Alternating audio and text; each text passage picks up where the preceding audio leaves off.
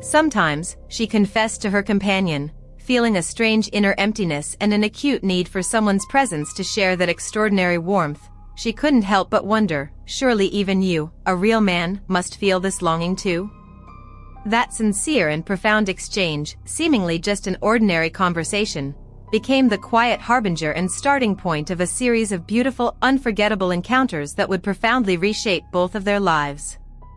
The kitchen clock lazily ticked toward 8 in the morning, its hands moving like patient guardians of time.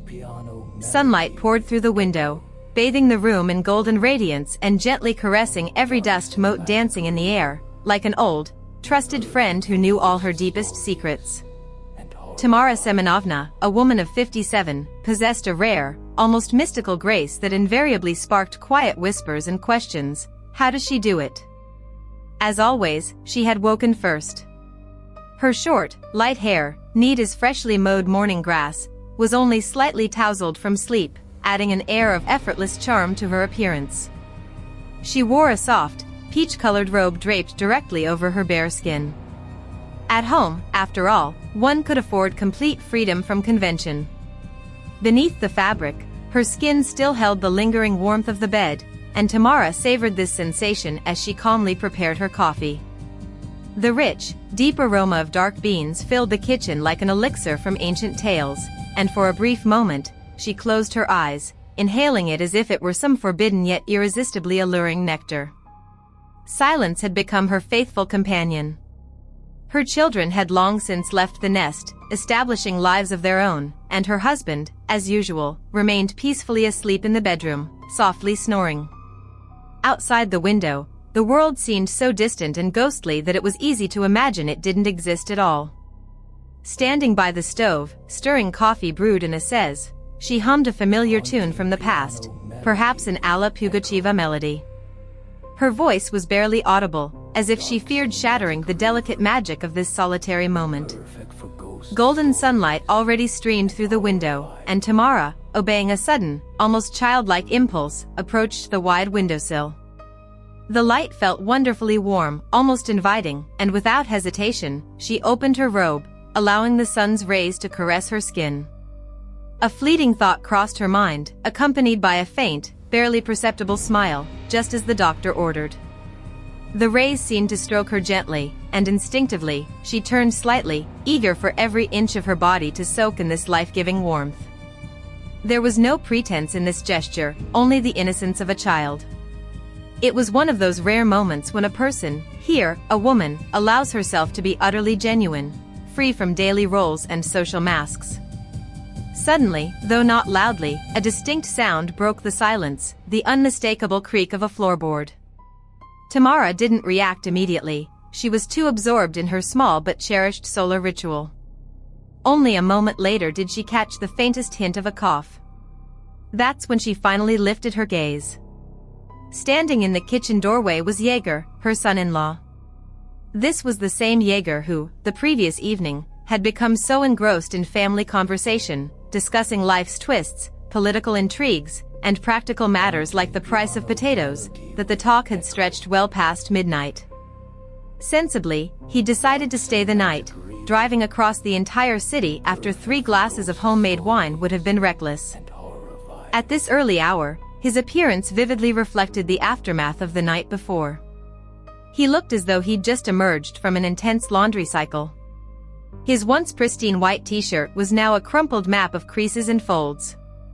His hair stuck out in every direction, and his eyes, still heavy with sleep, struggled to focus on the world around him.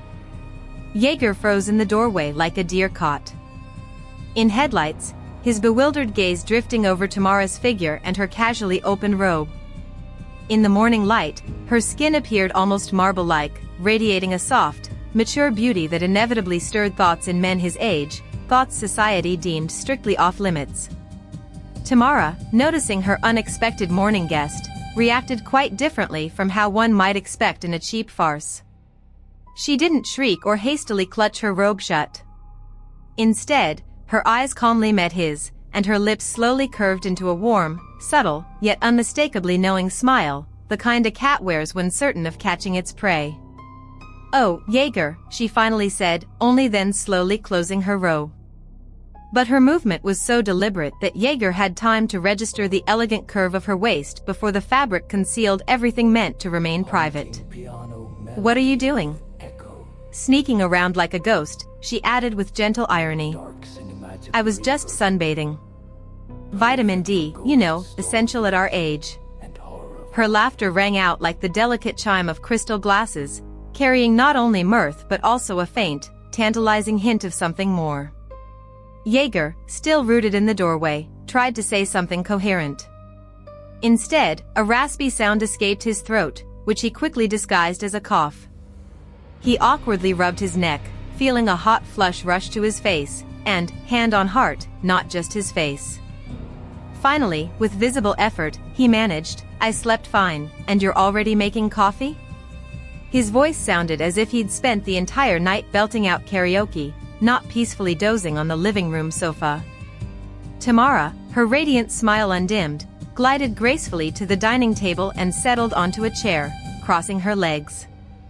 Her robe was securely tied, but the delicate fabric parted slightly, revealing a smooth, softly rounded thigh that silently declared, "I'm still desirable, my dear." Egor's eyes involuntarily drifted in that direction, lingering just a moment longer than propriety allowed. He quickly looked away, but it was already too late. Tamara had, of course, noticed. "Why are you staring so intently?" she asked, her tone devoid of reproach, filled only with warm, playful teasing, as if she were gently ribbing an old and familiar friend. "Oh, come on, these things happen. I'm not a stranger to you, or maybe, quite the opposite, I'm far too familiar," Tamara continued. She leaned forward slightly as she set her coffee cup on the table, and Egor caught a faint, elusive trace of her perfume, a floral bouquet with a refined note of vanilla that instantly made his head spin. He tried to form a coherent reply, but his words came out as incoherent mumbling. "Everything's fine, Tamara Semyonovna. It's just so early, you understand? My brain hasn't fully kicked in yet to respond properly." Yet despite his assurances, his inner state was anything but calm. His heart pounded as if he'd just finished a grueling 100-meter sprint, and his mind spun with conflicting, irreconcilable thoughts. "She's my mother-in-law, for God's sake," his inner voice cried in panic. But, oh my God, what a mother-in-law! The impropriety of the situation, her subtle yet palpable teasing, that smile that both enticed and unnerved him.